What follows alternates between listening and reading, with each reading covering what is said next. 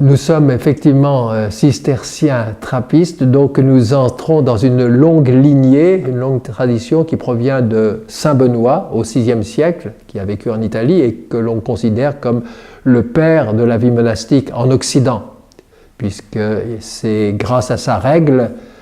écrite donc au VIe siècle, que la plupart des monastères d'Occident, de France, mais d'Occident,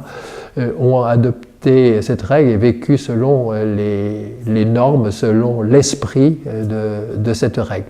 Et donc, au XIIe siècle, il y a eu une réforme pour revenir à plus de fidélité à la règle de Saint Benoît, et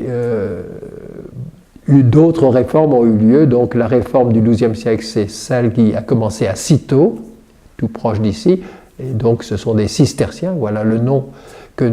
notre identité. Mais aussi, on parle de trappistes parce qu'au XVIIe siècle, il y a eu de nouveau une autre réforme, parce que la vie monastique a toujours besoin de se renouveler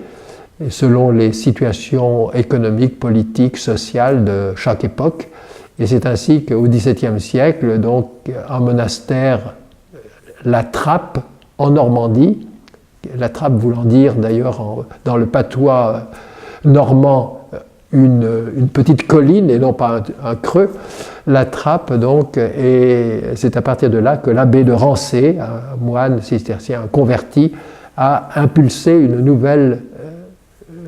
réforme